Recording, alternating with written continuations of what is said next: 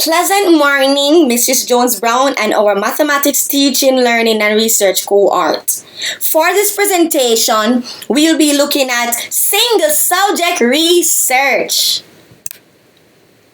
Your presenters for this presentation are, of course, yours truly, Roxcian Moore and Achille Barrett. So before we jump straight into the meat of the matter, let us engage you in our starter activity. So on the slide before you are some funny research quotes. For this activity, I want you all to post the quote number or numbers in which you agree with or can somehow relate to in the chat. Also, I want you guys to post the quote number that displays the quote you find the funniest of them all. For example, if the number is 100, you have 100 in bracket, you put funniest, alright? So I want to see you guys posting in the chat. Alright, so quote number 1. Stalking is such a strong word. I prefer intense research of an individual. So in the chat, I'm looking out to see you guys posting. Alright, so quote number 2. If I say, first of all, run away because I have prepared research, data, charts, and I will totally prove you wrong. Alright, quote number 3. Research is what I'm doing when I don't know what I'm doing. Number 4. To steal ideas from one person is plagiarism. To steal from many is research. Number 5. After much research, experimentation, and consideration, I have decided that adulthood is not for me. Thank you for the opportunity. Number 6. If at first you don't succeed, search, and search again. That is why we call it research. Number 7. After a lot of research, scientists have concluded that the most vitamins are found in the pharmacy. Quote number 8. Despite my 30 years of research into the woman's soul, I have not yet been able to answer the great question that has never been answered. What does a woman want? Quote number 9. A jealous woman does better research than the FBI. So again, as I said, if you agree with any of these quotes, please post in the chat and also let us know which one you found the funniest. So our objectives for this presentation. So by the end of our presentation, student teachers should be able to understand the meaning of key terms relating to single subject research, be familiar with the essential characteristic of single subject research, and the condition of when to use and when not to use. Also, teachers should be able to list key steps involved in single subject research design, understand how data is obtained, and also understand a sample example. And last but not least, student teachers should also be familiar with the pros and cons of single subject research design and existing threats to validity and how to resolve those existing threats. Definition of key terms. So Del Siegel 2015 enlightens that a single subject research is a design that basically has to do with measuring the dependent variable repeatedly over a period of time and altering, in other words, changing conditions when the dependent variable has reached a steady state. And when I mention about changing condition, I am referring to, for example, from baseline to treatment, which will indeed be further expounded on later in the presentation. Also, a single subject research is strongly associated with behavioral theoretical perspective, but it basically can be used to study behavior from any perspective. A shocking fact to note that even though this research is called a single subject research, the term single subject does not mean that one participant is studied. The research is basically conducted by studying between 2 to 10 participants, despite being called single subject research. And that was a new discovery for both my teammate and I. Alright, so the next term is independent variable, which is a treatment or procedure in which the researcher controls. In other words, the independent variable is a procedure in which the researcher would implement to basically alter the unwanted behavior that participants would possess. Dependent variable, which is the behavior targeted for change. So basically, the dependent variable is a unwanted behavior that a participant would possess in which the researcher would desire to change. Data trend. So basically, a data trend is an indication of distinctive direction in the performance of a behavior. Adding to this, a trend exists or can be identified when there's basically 3 successive data points. Alright, so talking about data points, the next term is data point, and I want you guys to look at the diagram to the left of your screen. Some of these key terms are displayed, so I want you guys to look at it. So as it relates to the data points, it's a discrete unit of information. And we know from statistics or any analytical context that a data point is usually from a measurement or research, and of course can be represented graphically. External variables, also known as extraneous variables, are basically factors that are not manipulated as a part of an experiment.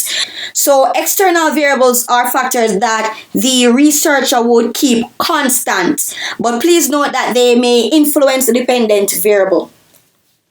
Baselines. So baselines are multiple measures of protest performance denoted by the alphabet A, and this is the non-treatment phase. Multiple baselines. So multiple baseline is basically the systematic addition of behaviors, subjects, or setting for intervention. And the multiple baseline is basically used when baselines cannot be recovered after treatment has been received. And there are 3 multiple baselines, as you can see. Looking at the triangle diagram, it is showing that the 3 multiple baselines designs are across behavior, across subject, and across settings. So, as it relates to the across behavior design, this is a design where data would be collected on several behaviors for a single subject.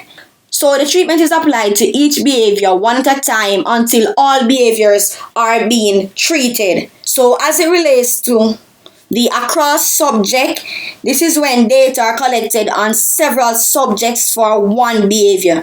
And the treatment is applied to each subject one at a time until all subjects been treated. And finally, the across setting baseline design. Alright, so for this design, data are collected on one behavior for one subject across several settings. So the treatment for this basically is applied to each behavior one at a time in each setting until all settings have been treated. So as it relates to the alternating treatments, right? This involves the relatively rapid alternation of treatments for a single subject, and the treatment does not occur at a fixed time period. So the alternating treatment is useful when assessing the relative effectiveness of 2 or more treatments. Basically, for the alternating treatments, no baseline is needed, and the effect of the treatment can be studied quickly and efficiently. Alright, I'm sure that you all want to know some advantages and some disadvantages of this unique research called the single subject research, right? So we have the pros and the cons of single subject research. Alright, so one of the advantages of the single subject research is that it reduces interpretation bias for researchers or counselors, depending on their role, right, when they are doing the therapy. Also, the single subject research promotes researcher control. So basically, the single subject research would allow the researcher to simply control the experimental situation or even the research more effectively by controlling a good, obvious, and continuous measure of the dependent variable throughout the experimental situation, or in other words, throughout the research. Additionally, it basically allows the researcher to eliminate and hold constant extraneous variables that do not show up until after the investigation is carried out. Also, another advantage of the single subject research is that it basically complements both exploratory and descriptive research and make them more easy to carry out. So it is also highly flexible and highlights individual differences as well as to increase validity. Alright, so as it relates to the disadvantages of the single subject research design, one of the disadvantages is that it is irreversible. So basically, in some, not all, but some withdrawal designs, once a change in the independent variable occurs, the dependent variable is affected, and this cannot be done even if we planned on simply removing the independent variable. Alright, so our next disadvantage is that the withdrawal of treatment in the withdrawal design can lead to ethical problems. Limitations. Well, to be more specific, practical limitations. So, a practical limitation of a single subject research design is the difficulty of generalizing results to other subjects because of the small number of subjects that are being investigated. Adding to this, the single subject research is evidently time consuming since it generally takes several fortnights or months to complete, as opposed to much larger end research designs that can be executed in basically one day or even one session. So baseline problems can result in a huge disadvantage as it relates to the single subject research design if the baseline varies. If the baseline varies, it will pose a major challenge as the researcher will face difficulty when trying to conclude a reliable change in behavior to determine an appropriate treatment or intervention. Alright, so the final disadvantage on the table is the lack of external validity. So basically, the single subject research in comparison to let's say the between gap research or even large N research has a poor degree of external validity. This is mainly because the single subject research is basically an experiment that is mainly conducted on 2 to 10 individuals. Thus, the conclusions obtained would be difficult to generalize to other participants. For instance, a group with 30 or 40 individuals. You cannot use 2 to 10 results to basically justify for individuals from a larger group. Oh, before I move on to the next slide, I'm so sorry. I want to add, even though it's not there on the table, I want to enlighten that another advantage of the single subject design is that they can be applied in settings where group designs are difficult to put into play. Essential characteristic of single subject research design. So, Del Siegel, 2015, enlightens that some essential characteristic of the single subject research is as follows.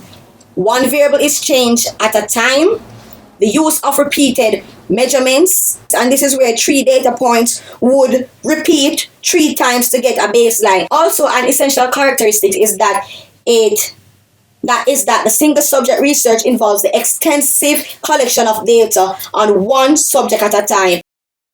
Condition of use and not to use. So when can we use the single subject research design and when it is not ideal for us to use it? Alright, so as I mentioned earlier, the single subject research design is ideal to be conducted when the group is small. In other words, it is basically ideal to use in small groups where there is 2 to 10 participants. So, evidently, we should not be using the single subject research when it comes down to large group treatment. In other words, when we have more than 10 participants. So, basically, we should use this research in situations where there are low incidences of subjects available to participate. For example, children with specific special needs, in opposed to all the children with a variety of special needs. Alright, so researchers normally use a single subject research when they want the participants to be both the control and treatment group. And we should not use a single subject research when participants are outside of that treatment group.